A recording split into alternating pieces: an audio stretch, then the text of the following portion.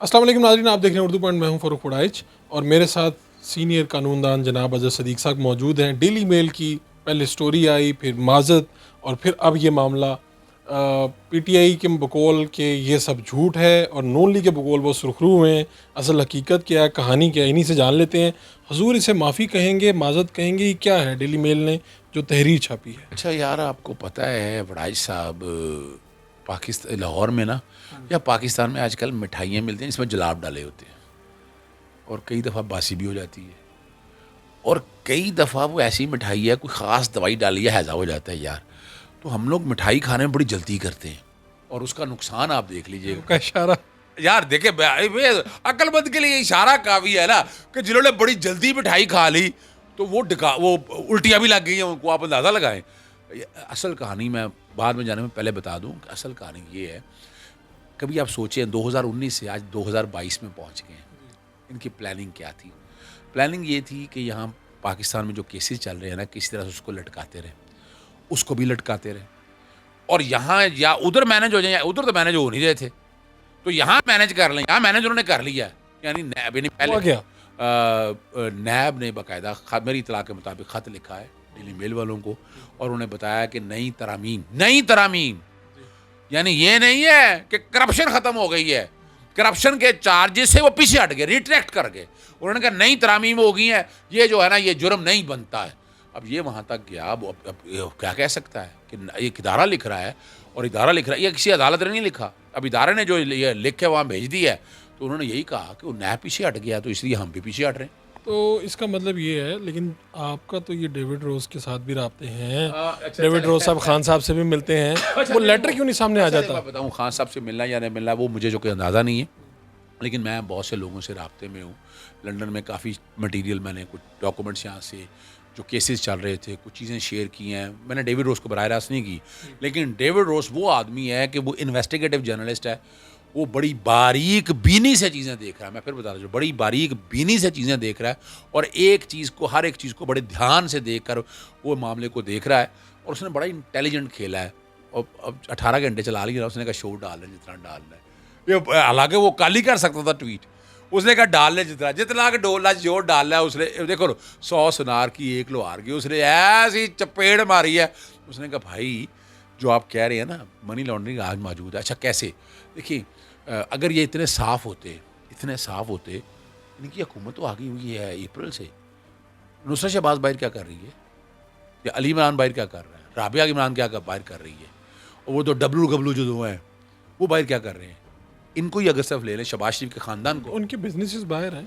Business अपनी जगह बाहर हो, लेकिन आपको पता है नैब ने एक्यूज़ किया हुआ है। शब आया ना, इसहाकडार आया ना, अभी तो शमाश शहबाज आ रहे हैं। वो इसकी वजह क्या है वो मैंने अभी आपके सामने बता तो दिया कि वो लेटर लिख दिया है, नई तरामीम लेटर लिख दिया है कि हमारी जो नई तरामीम है उसके मुताबिक शहबाज शरीफ साहब ने जो किया ये करप्शन नहीं है। देखा ना, अब वो ये कह दिया ना उन्होंने पकड़ के। लेकिन उसने अब क्या कहा है, उसने कहा कि ठीक है करप्शन नहीं है, लेकिन उसने कहा मनी लॉन्ड्रिंग कर। मैं तो सिर्फ एक हिस्से से पीछे हटा हूँ, स्टोरी मैंने हटा दी, लेकिन बाकी जो हिस्से हैं मनी लॉन्ड्रिंग या बाकी वो अपनी जगह। और वजह क्या है कि मनी लॉन्ड्रिंग के ट्रेसेस बड़े ख़तरनाक हैं।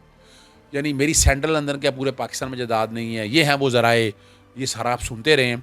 और ये वो ख़ानदान है कि जिनके अपने इनकम टैक्स की रिटर्नें आज पिछले 20, 25, 30 साल की निकाल के देख लें, हज़ारों में आमदन है, लाखों में आमदन होगी, करोड़ों या अरबों में आमदन नहीं है। असासे इन्होंने अरबों में ख़रीदी है, ट्रेल इनके पास है नहीं। तो क्या किसी दिन वो लेटर आ जाएगा जो नैब ने लिखा हुआ है, वो मंजर आम वो आएगा साहब, वो याद रखिएगा। इतनी हिम्मत थी ना, मिसाल के तौर पर देखिए, अगर इनका डेफेमेशन का केस इतना स्ट्रॉन्ग था तो वो डिफेंस क्यों नहीं फाइल की इतना अरसा यार? डिफेंस में पता है ना फाइल करने पे इनको कितना हुआ जुर्माना? कितना? तकरीबन कोई 62,500 पाउंड के करीब हुआ। वो शरीफ फैमिली को पे करना। शरीफ फैमिली को अभी पे किया या नहीं किया मेरे पास ये इन्फॉर्मेशन नहीं है, लेकिन वो अदालत, उसने कहा ना कि वज़ीर आज़म हो गए, उसने कहा मेरी अदालत में सारे बराबर हैं। उस जज ने तारीखी अल्फाज कहे थे।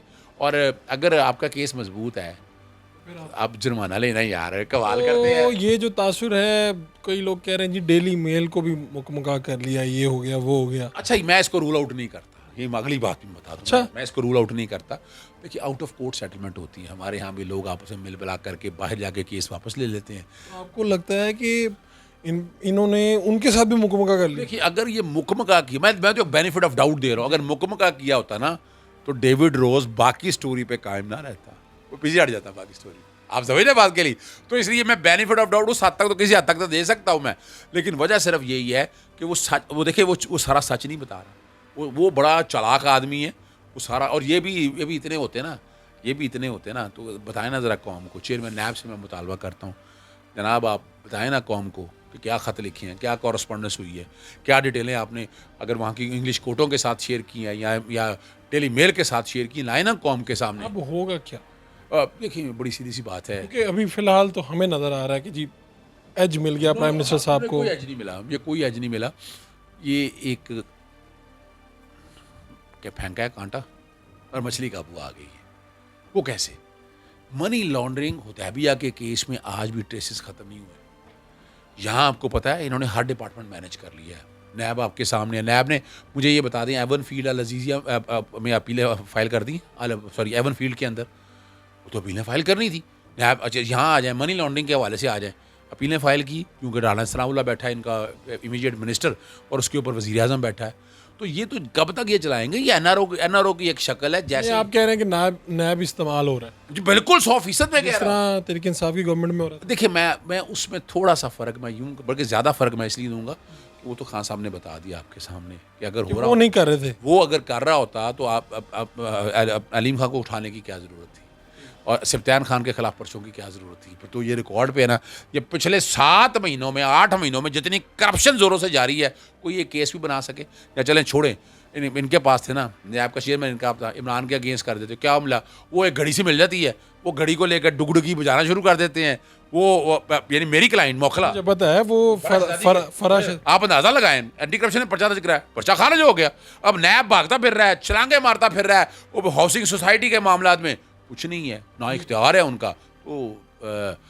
अब आप कह रहे हैं मैं पंजाबी जगा देने यार, असा हुन तुर जाना है, दिन रह गए थोड़े। अब समझ आइएगा जो मैंने बात कह दी है। आप कह रहे हैं इनका मुश्किल वक्त शुरू हो गया। मैं बस बता दिया आपको, असा हुन तुर जाना है, दिन रह गए ने थोड़े अपना जो है ना, वो की कहते हैं यार, बोरिया बिस्तर गोल कर लै ते याशी जिन्नी होनी सी हो गई है। तो शहबाज शरीफ साहब, वक्त मिला था आपको, जिस तरह भी वक्त मिला था, आप लोग कुछ नहीं कर सके। मेरे रिकॉर्ड उठाकर देख लें, मैंने मार्च में कहा था वर्स्ट तरीन गवर्नमेंट होगी, इकॉनमी का सत्यानाश हो जाएगा, पेट्रोल नहीं पकड़ा जाएगा, डॉलर नहीं पकड़ा जाएगा। ये सिर्फ काम करने आए, नैब को ख़त्म करने आए हैं, इलेक्शन कमीशन लगाने आए हैं। ये किसके अलावा आपको कोई एक बता दें जो इस कौम की फलाह के लिए काम किया। आपका बहुत बहुत शुक्रिया आज़र सिद्दीक़ साहब।